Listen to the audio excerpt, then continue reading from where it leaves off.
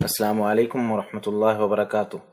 خطبہ جمعہ مسجد نبوی ڈاکٹر علی الحذیفی حفظہ اللہ تعالی۔ موضوع موت کی تیاری اور حسن خاتمہ کے اسباب۔ ترجمہ شفقت الرحمن مغل حفظہ اللہ تعالی۔ 20 محرم الحرام 1438، 21 اکتوبر 2016۔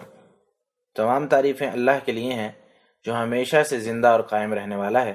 وہی بادشاہی، عزت، ملکوت اور جبروت والا ہے۔ میں اپنے رب کی تعریف اور شکر گزاری کرتے ہوئے اسی کی جانب رجوع کرتا ہوں اور گناہوں کی معافی چاہتا ہوں۔ میں گواہی دیتا ہوں کہ اللہ کے سوا کوئی معبود نہیں، وہ یکتا ہے، تمام انسان اسی کے قابو میں ہیں، اور وہ جو چاہتا ہے کر گزرتا ہے اور جو چاہتا ہے فیصلے فرماتا ہے۔ میں یہ بھی گواہی دیتا ہوں کہ ہمارے نبی جناب محمد صلی اللہ علیہ وسلم اللہ کے بندے اور اس کے رسول ہیں۔ یا اللہ اپنے چنیدہ بندے اور رسول محمد صلی اللہ علیہ وسلم، ان کی آل اور یکسو صحابہ کرام پر درود و سلام اور برکتیں نازل فرما۔ حمد و صلاح کے بعد تقوی اپنانے کے لیے رضا الہی تلاش کرو اور اللہ کی نافرمانی سے دور رہو۔ تقوی تمہاری زندگی کے حالات درست کرنے کا ذریعہ ہے، مستقبل کے خدشات و توقعات کے لیے یہی زاد راہ ہے۔ تباہ کن چیزوں سے تحفظ اسی سے ممکن ہے۔ اللہ تعالیٰ نے تقوی کے بدلے میں جنتوں کا وعدہ فرمایا ہے۔ اللہ کے بندو، اس زندگی میں ہر شخص اپنے فائدے کے لیے تغدو کرتا ہے، اپنے معاملات سنوارنے اور ذرائع معاش کے لیے کوشش کرتا ہے۔ ان میں سے کچھ لوگ ایسے ہوتے ہیں جو دین اور دنیا دونوں کو سنوارتے ہیں۔ یہ وہ لوگ ہیں جنہیں اللہ تعالیٰ نے دنیا میں خیر سے نوازا اور آخرت میں بھی ان کے لیے خیر و بلائی ہے، نیز انہیں آگ کے عذاب سے بھی تحفظ دیا۔ جبکہ کچھ لوگ ایسے ہیں جو دنیا کے لیے دوڑ دھوپ کرتے ہیں لیکن آخرت کو بھول جاتے ہیں۔ یہ وہ لوگ ہیں جو گل چھڑے اڑاتے ہیں اور ڈنگروں کی طرح کھاتے، اور ان کا ٹھکانہ آگ ہے۔ کسی بھی تمنا یا کام کی انتہا ہے، وہاں پہنچ کر وہ ختم ہو جائے گی۔ فرمان باری تعالیٰ ہے، اور بے شک تیرے رب کی طرف ہی ہر چیز نے پہنچنا ہے۔ سورۃ النجم آیت 42۔ پاک ہے وہ ذات جس نے تمام دلوں کے لیے مصروفیات، ہر ایک کے دل میں تمنائیں اور سب کے لیے عزم و ارادہ پیدا کیا۔ وہ اپنی مرضی سے جو چاہے کرتا ہے اور جسے چاہے چھوڑ دیتا ہے، لیکن اللہ تعالیٰ کی مرضی اور ارادہ سب پر بھاری ہیں۔ فرمان باری تعالیٰ ہے، اور اللہ رب العالمین کی مرضی کے بغیر تمہاری کوئی مرضی نہیں ہے۔ سورۃ التکویر آیت 29۔ لہٰذا جو اللہ تعالیٰ چاہتا ہے وہ ہو جاتا ہے، اور جو نہیں چاہتا وہ نہیں ہوتا۔ موت اس دھرتی پر تمام مخلوقات کا آخری انجام ہے۔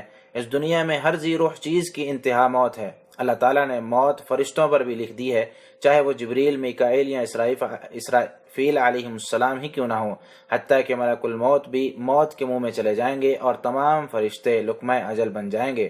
فرمان باری تعالیٰ ہے، اس دھرتی پر موجود ہر چیز فنا ہو جائے گی، صرف تیرے پروردگار کی ذات ذوالجلال والاکرام باقی رہے گی۔ سورۃ الرحمن آیت 26-27۔ موت دنیاوی زندگی کی انتہا اور اخروی زندگی کی ابتدا ہے۔ موت کے ساتھ ہی دنیاوی آسائشیں ختم ہو جاتی ہیں، اور میت مرنے کے بعد یا تو عظیم نعمتیں دیکھتی ہے یا پھر دردناک عذاب۔ موت اللہ تعالیٰ کی نشانیوں میں سے ایک نشانی ہے۔ موت سے اللہ تعالیٰ کی قدرت اور تمام مخلوقات پر اس کا مکمل تسلط عیاں ہوتا ہے۔ فرمان باری تعالیٰ ہے، اور وہی اپنے بندوں پر غالب ہے، اور وہ تم پر نگہبان بھیجتا ہے یہاں تک کہ جب تمہارے کسی ایک کو موت آتی ہے، اسے ہمارے بھیجے ہوئے فرشتے قبض کر لیتے ہیں، اور وہ کوتاہی نہیں کرتے۔ سورۃ الانعام آیت 61۔ موت اللہ تعالیٰ کی طرف سے عدل پر مبنی ہے، چنانچہ تمام مخلوقات کو موت ضرور آئے گی۔ فرمان باری تعالیٰ ہے، ہر جان نے موت کا ذائقہ چکھنا ہے، پھر ہماری طرف ہی تمہیں لوٹایا جائے گا۔ سورۃ العنکبوت آیت 57۔ موت کی وجہ سے لذتیں ختم، بدن کی حرکتیں بھسم، جماعتیں تباہ اور پیاروں سے دوریاں پیدا ہو جاتی ہیں۔ یہ سب اللہ تعالیٰ اکیلا ہی سر انجام دیتا ہے۔ فرمان باری تعالیٰ ہے، وہی ہے جو زندہ کرتا ہے اور مارتا ہے، رات اور دن کا آنا جانا اسی کے اختیار میں ہے، کیا تم عقل نہیں رکھتے؟ سورۃ المؤمنون آیت 80۔ موت کو کوئی دربان روک نہیں سکتا، کوئی پردہ اس کے درمیان حائل نہیں ہو سکتا۔ موت کے سامنے مال، اولاد، دوست، احباب سب بے بس ہوتے ہیں۔ موت سے کوئی چھوٹا، بڑا، امیر، غریب، باروب یا بے روب کوئی بھی بچ نہیں سکتا۔ فرمان باری تعالیٰ ہے، آپ کہہ دیں، جس موت سے تم بھاگتے ہو تمہیں ضرور ملے گی، پھر تمہیں خفیہ اور اعلانیہ ہر چیز جاننے والے کی جانب لوٹا دیا جائے گا، پھر وہ تمہیں تمہاری کارستانیاں بتلائے گا۔ سورۃ الجمعہ آیت 8۔ موت اچانک آ کر دبوچ لیتی ہے۔ فرمان باری تعالیٰ ہے، اور جب کسی نفس کی موت کا وقت آ گیا تو اللہ ہرگز مہلت نہیں دے گا، اور اللہ تمہارے کاموں سے باخبر ہے۔ سورۃ المنافقون آیت 11۔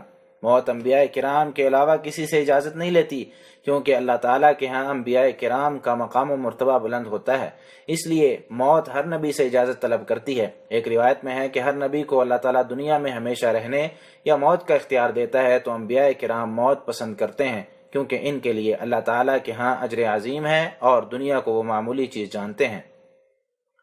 یہ اللہ تعالیٰ کی مرضی ہے کہ اولاد آدم کو دنیا سے موت دے کر نکالے اور اس کا رابطہ دنیا سے ختم ہو جائے۔ چنانچہ اگر وہ مومن ہو تو اس کا دل ذرہ برابر بھی دنیا کا مشتاق نہیں ہوتا۔ انس رضی اللہ تعالیٰ عنہ سے مروی ہے کہ نبی صلی اللہ علیہ وسلم نے فرمایا، اللہ تعالیٰ کے ہاں کسی کا اتنا مقام نہیں ہوتا کہ دنیا کی طرف پھر لوٹ جانا پسند کرے، چاہے وہاں اسے دنیا بھر کی چیزیں مل جائیں۔ البتہ شہید یہ چاہتا ہے کہ وہ دنیا کی طرف لوٹایا جائے اور اسے 10 بار قتل کیا جائے، کیونکہ وہ قتل فی سبیل اللہ کی فضیلت دیکھ چکا ہے۔ بخاری و مسلم۔ موت لازمی طور پر آ کر رہے گی، اس سے خلاصی کا کوئی ذریعہ نہیں۔ موت کی شدید تکلیف کوئی بھی بیان کرنے کی سکت نہیں رکھتا، کیونکہ روح کو رگوں، پٹھوں اور گوشت کے ایک ایک انگ سے کھینچا جاتا ہے۔ عام درد کتنا ہی شدید کیوں نہ ہو، لیکن وہ موت کے درد سے کم ہی ہوتا ہے۔ عائشہ رضی اللہ تعالیٰ عنہ کہتی ہیں کہ میں نے رسول اللہ صلی اللہ علیہ وسلم کو حالت نزع میں دیکھا، آپ کے پاس ایک پیالے میں پانی تھا، آپ اپنا ہاتھ اس پیالے میں ڈبو کر اپنا چہرہ صاف کرتے اور فرماتے، اللہم اعنی علی غمرات الموت و سکرات الموت، یا اللہ موت کی سختی اور غشی پر میری مدد فرما۔ ترمذی نے اسے روایت کیا ہے۔ کچھ روایات کے الفاظ میں یہ ہے، بے شک موت کی غشی بہت سخت ہوتی ہے۔ ایک شخص نے اپنے والد سے حالت نزع میں اور ہوش میں پوچھا، ابا جان مجھے موت کے درد کے بارے میں بتائیں تاکہ میں بھی عبرت پکڑوں۔ تو والد نے کہا، بیٹا ایسے محسوس ہو رہا ہے جیسے ایک مڑی ہوئی کنڈی میرے پیٹ میں گھمائی جا رہی ہے اور میں سوئی کے ناکے میں سے سانس لے رہا ہوں۔ ایک اور قریب المرگ شخص سے کہا گیا، کیسا محسوس کر رہے ہو؟ تو اس نے کہا، مجھے لگ رہا ہے کہ میرے پیٹ میں خنجر چلائے جا رہے ہیں۔ ایک شخص سے موت کے المناکی کے بارے میں پوچھا گیا تو اس نے کہا، ایسے لگتا ہے کہ میرے پیٹ میں آگ بھڑکائی جا رہی ہے۔ جو شخص ہمیشہ موت کو یاد رکھے تو اس کا دل نرم رہتا ہے، اس کے اعمال اور احوال اچھے ہوتے ہیں، وہ گناہ کرنے کی جرت نہیں کرتا، فرائض کی ادائیگی میں کوتاہی نہیں برتتا اور نہ ہی دنیا کی رنگینیاں اسے دھوکے میں ڈالتی ہیں۔ وہ ہمیشہ اپنے پروردگار سے ملنے کا شوق رکھتا ہے اور جنت میں جانے کا سوچتا ہے۔ لیکن جو شخص موت کو بھول جائے، دنیا میں مگن ہو، بدعملی میں مبتلا ہو، خواہشات کا انبار ذہن میں ہو، تو ایسے شخص کے لیے موت سب سے بڑی نصیحت ہے۔ ابو ہریرہ رضی اللہ تعالیٰ عنہ کہتے ہیں کہ رسول اللہ صلی اللہ علیہ وسلم نے فرمایا، لذتوں کو پاش پاش کر دینے والی موت کو کثرت سے یاد کیا کرو۔ ترمذی، نسائی نے اسے روایت کیا ہے اور ابن حبان نے اسے صحیح کہا ہے۔ اس حدیث کا مطلب یہ ہے کہ موت لذتوں کو ختم اور زائل کر دینے والی ہے۔ ابی بن کعب رضی اللہ تعالیٰ عنہ کہتے ہیں کہ جب رات کی 1/3 گزر گئی تو نبی صلی اللہ علیہ وسلم کھڑے ہوئے اور فرمانے لگے، لوگو اللہ کو یاد کرو، جب پہلا سور پھونکا جائے گا تو ساتھ ہی دوسرا بھی پھونک دیا جائے گا، موت کے ساتھ ہی تمام سختیاں شروع ہو جاتی ہیں۔ ترمذی نے اسے روایت کیا ہے اور حسن قرار دیا ہے۔ ابو درداء رضی اللہ تعالیٰ عنہ سے مروی ہے، وہ کہتے ہیں، نصیحت کے لیے موت، توڑنے کے لیے زمانہ، آج گھروں میں تو کل قبروں میں رہو گے۔ ابن عساکر۔ ہر قسم کی سعادت مندی، کامیابی، کامرانی موت کے لیے تیاری میں پنہاں ہے، کیونکہ موت جنت یا جہنم کا دروازہ ہے۔ اللہ رب العالمین کی وحدانیت کا اقرار، صرف ایک اللہ کی عبادت اور شرک سے بیزاری موت کی تیاری ہے، ازبز ضروری ہے۔ انس رضی اللہ تعالی عنہ کہتے ہیں کہ میں نے رسول اللہ صلی اللہ علیہ وسلم کو فرماتے ہوئے سنا، اللہ تعالیٰ فرماتا ہے، ابن آدم اگر تم مجھے زمین بھر گناہوں کے ساتھ ملے لیکن تم نے میرے ساتھ کسی کو شریک نہ کیا ہو تو میں تمہیں اتنی ہی مقدار میں مغفرت دوں گا۔ ترمذی نے اسے روایت کیا اور حسن قرار دیا ہے۔ موت کی تیاری کے لیے حدود الہی اور فرائض کی حفاظت کریں۔ فرمان باری تعالیٰ ہے، اور حدود الہی کی حفاظت کرنے والے اور مومنوں کو خوشخبری دے دیں۔ سورۃ التوبہ آیت 112۔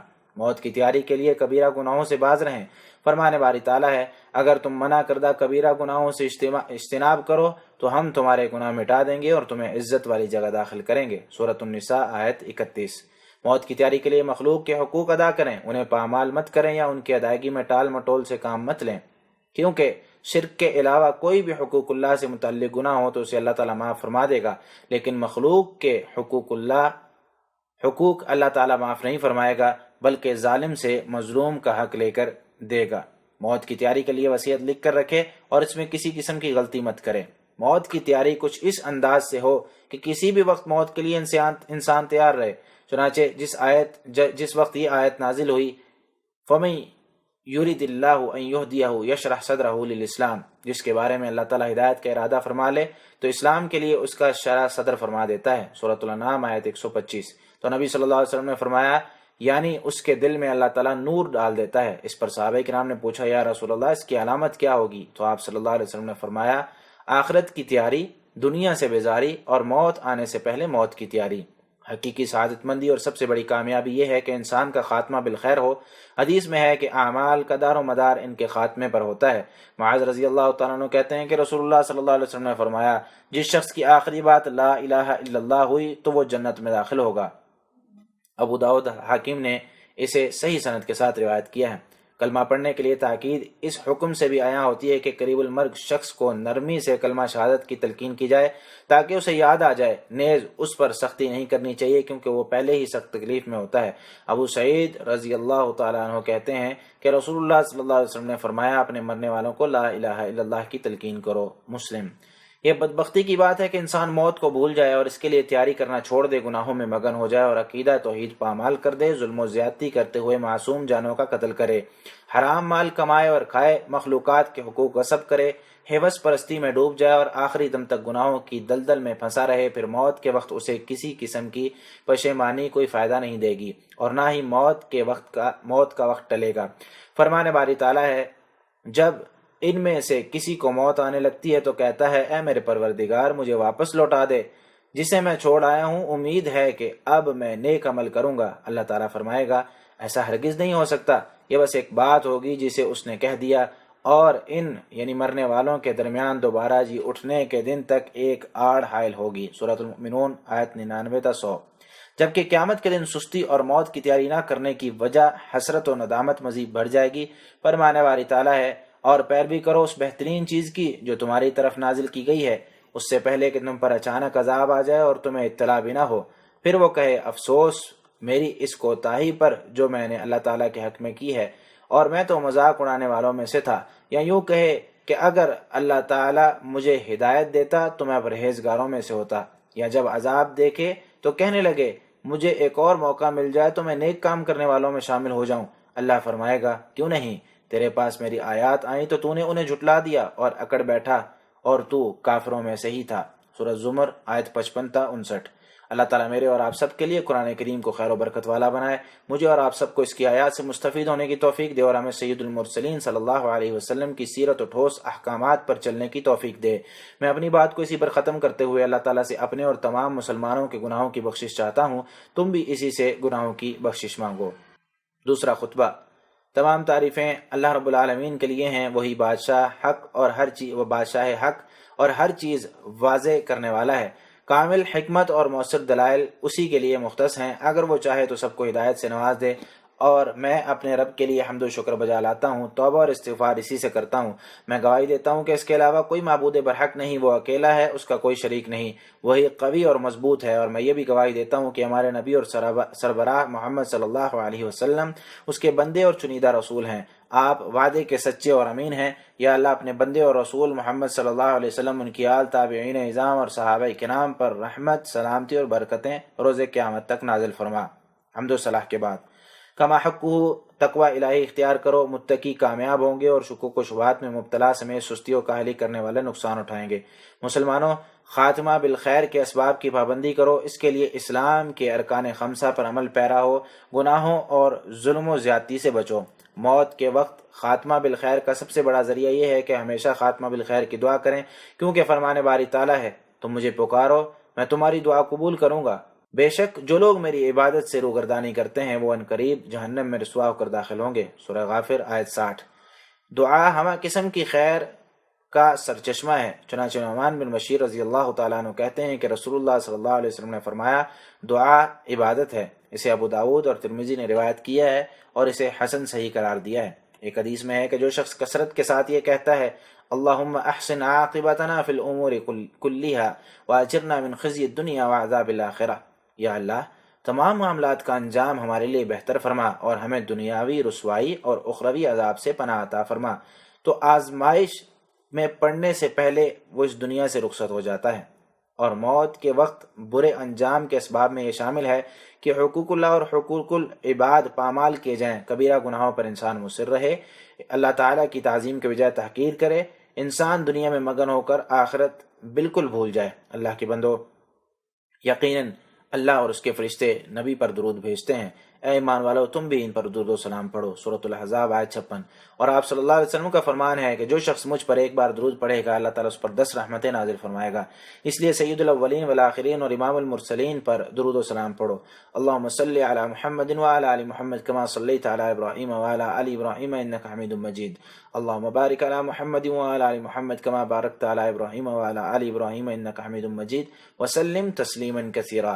یا اللہ تمام صحابہ کرام سے راضی ہو جا، یا اللہ تمام صحابہ کرام سے راضی ہو جا، یا اللہ ہدایت یافتہ خلفائے راشدین ابو بکر عمر عثمان علی اور تمام صحابہ کرام رضی اللہ عنہم اجمعین سے راضی ہو جا، تابعین کرام اور قیامت تک ان کے نقش قدم پر چلنے والے تمام لوگوں سے راضی ہو جا، یا اللہ ان کے ساتھ ساتھ اپنی رحمت و کرم کے صدقے ہم سے بھی راضی ہو جا، یا ارحم الراحمین، یا ذی الجلال والاکرام، یا ذی الفضل العظیم۔ یا اللہ اسلام اور مسلمانوں کو غلبہ نصیب فرما، یا اللہ اسلام اور مسلمانوں کو غلبہ نصیب فرما، یا اللہ اسلام اور مسلمانوں کو غلبہ نصیب فرما، کفر اور کافروں کو، شرک اور مشرکوں کو ذلیل فرما یا رب العالمین۔ یا اللہ بدعات اور بدعتی لوگوں کو ذلیل و رسوا فرما، یا اللہ ہمیں سید المرسلین صلی اللہ علیہ وسلم کی سنتوں پر کاربند فرما، یہاں تک کہ جب ہم تجھ سے ملیں تو ہم سے راضی ہو جا یا ارحم الراحمین۔ یا اللہ تمام مسلمان فوت شدگان کی بخشش فرما، یا اللہ تمام مسلمان فوت شدگان کی بخشش فرما، یا اللہ ان کی قبروں کو وسیع فرما، ان کی قبروں کو منور فرما، یا اللہ ان کی قبروں کو منور فرما، یا اللہ اپنی رحمت کے صدقے ان کی گناہوں سے درگزر فرما، ان کی نیکیوں میں اضافہ فرما یا رب العالمین۔ یا اللہ تمام معاملات کا انجام ہمارے لیے بہتر فرما اور ہمیں دنیاوی رسوائی اور اخروی عذاب سے پناہ عطا فرما۔ یا اللہ اپنی رحمت کے صدقے ہمیں اور ہماری اولاد کو شیطان اور شیطانی چیلوں اور چالوں سے محفوظ فرما، بے شک تو ہر چیز پر قادر ہے۔ یا اللہ ہمیں ہمارے نفسوں اور برے اعمال کے شر سے محفوظ فرما، یا اللہ ہمیں ہر شریر کے شر سے محفوظ فرما، یا اللہ تو ہی ان کو قابو رکھنے والا ہے یا ذی الجلال والاکرام۔ یا اللہ ہم تجھ سے سوال کرتے ہیں کہ تو گناہ معاف فرما دے، یا اللہ تو ہمارے اگلے پچھلے خفیہ اعلانیہ اور جنہیں تو ہم سے بہتر جانتا ہے سب گناہ معاف فرما دے۔ تو ہی ترقی و تنزلی دینے والا ہے، تیرے سوا کوئی معبود نہیں۔ یا اللہ ہم تجھ سے جنت اور اس کے قریب کرنے والے ہر قول و فعل کا سوال کرتے ہیں، یا اللہ ہم جہنم اور اس کے قریب کرنے والے ہر قول و فعل سے تیری پناہ مانگتے ہیں۔ یا اللہ تمام امور میں ہمارے لیے انجام بہتر فرما یا ذی الجلال والاکرام۔ یا اللہ ہمیں ایک لمحہ کے لیے بھی ہمارے سپرد مت فرما۔ یا اللہ ہم تجھ سے دنیا اور آخرت میں معافی اور عافیت کا سوال کرتے ہیں یا ذی الجلال والاکرام۔ یا اللہ ہم تجھ سے سوال کرتے ہیں کہ مسلم ممالک میں پھوٹنے والے فتنوں کا خاتمہ فرما دے یا ذی الجلال والاکرام یا رب العالمین۔ یا اللہ ہم تجھ سے سوال کرتے ہیں کہ مسلم ممالک میں پھوٹنے والے فتنوں کا خاتمہ فرما دے یا رب العالمین۔ یا اللہ ایسے انداز سے فتنے ختم فرما جن کے نتائج اسلام اور مسلمانوں کے لیے بہتر ہوں یا ارحم الراحمین۔ یا اللہ یمن کے فتنے کا خاتمہ فرما دے، یا اللہ یمن کے فتنے کا خاتمہ فرما دے، یا اللہ یمن کے فتنے کا خاتمہ فرما دے جس میں اسلام اور مسلمانوں کے لیے عافیت ہو یا رب العالمین۔ یا اللہ اپنی رحمت کے صدقے ہماری سرحدوں کی حفاظت فرما اور ہمارے ملک کی حفاظت فرما، ہمارے فوجیوں کی حفاظت فرما اور ان کی صحیح سمت میں رہنمائی فرما یا ارحم الراحمین۔ یا اللہ ہم تجھ سے سوال کرتے ہیں کہ تم مسلمانوں کی شام میں مدد فرما، یا اللہ شام میں مظلوم مسلمانوں کی مدد فرما، یا اللہ ان پر ان کے دین کی وجہ سے مال و جان پر ظلم ڈھایا جا رہا ہے یا رب العالمین۔ یا اللہ ان کی ان ظلم ڈھانے والوں کے خلاف مدد فرما۔ یا اللہ تباہی ظالموں اور کافروں کا مقدر بنا دے یا رب العالمین، بے شک تو ہر چیز پر قادر ہے۔ یا اللہ عراق میں ہمارے بھائیوں پر رحم و کرم فرما، یا اللہ پوری دنیا میں تمام مسلمانوں پر رحم و کرم فرما یا رب العالمین۔ یا اللہ انہیں اندھیریوں سے نکال کر روشنی کی طرف ڈال دے یا رب العالمین یا ذی الجلال والاکرام۔ یا اللہ ہم سب مسلمان جادوگروں کے شر سے تیری پناہ چاہتے ہیں، یا اللہ ہم ان کے شر سے تیری پناہ چاہتے ہیں۔ یا اللہ جادوگروں نے اس دھرتی پر سرکشی، بغاوت اور فساد پھیلا رکھا ہے، یا اللہ ان پر اپنی پکڑ نازل فرما۔ یا اللہ اپنی رحمت سے ان کی مکاریاں تباہ فرما یا ذی الجلال والاکرام۔ یا اللہ خادم حرمین شریفین کو تیری مرضی کے کام کرنے کی توفیق عطا فرما، یا اللہ انہیں تیری مرضی کے مطابق توفیق عطا فرما۔ یا اللہ ان کے تمام تر کاوشیں تیری رضا کے لیے مختص فرما اور ان کی ہر اچھے کام پر مدد فرما یا رب العالمین۔ یا اللہ انہیں تیری رضا کے کام کرنے کی توفیق عطا فرما، بے شک تو ہر چیز پر قادر ہے۔ یا اللہ انہیں صحت و عافیت سے نواز، بے شک تو ہر چیز پر قادر ہے۔ بے شک تو ہی معبود برحق ہے، تیرے سوا کوئی معبود نہیں۔ یا اللہ ان کے دونوں نائبوں کو تیری مرضی اور اسلام و مسلمانوں کے لیے بہتر فیصلے کرنے کی توفیق عطا فرما یا رب العالمین۔ یا اللہ ہمارے ملک کی ہر قسم کی شر و برائی سے حفاظت فرما یا رب العالمین۔ یا اللہ یا ذی الجلال والاکرام، ہم تجھ سے سوال کرتے ہیں کہ تو مسلمانوں کے دلوں میں الفت ڈال دے، یا اللہ مسلمانوں کے دلوں کو آپس میں ملا دے، یا اللہ بیماروں کو شفایاب فرما، یا اللہ بیماروں کو شفایاب فرما، یا اللہ اپنی رحمت کے صدقے ہمارے بیماروں کو شفایاب فرما یا رب العالمین۔ یا اللہ برے فیصلوں، دشمنوں کی پھبتی بدبختی اور سخت آزمائش سے ہم تیری پناہ چاہتے ہیں یا ذی الجلال والاکرام۔ یا اللہ ہمیں دنیا اور آخرت میں بھلائی عطا فرما اور ہمیں جہنم کے عذاب سے محفوظ فرما۔ اللہ کے بندو، اللہ تعالیٰ تمہیں عدل و احسان اور قریبی رشتہ داروں کو دینے کا حکم دیتا ہے اور تمہیں فحاشی، برائی اور سرکشی سے روکتا ہے۔ اللہ تعالیٰ تمہیں واعظ کرتا ہے تاکہ تم نصیحت پکڑو اور اللہ تعالیٰ سے کیے ہوئے وعدوں کو پورا کرو اور اللہ تعالیٰ کو ضامن بنا کر اپنی قسموں کو مت توڑو۔ اللہ تعالیٰ کو تمہارے اعمال کا بخوبی علم ہے۔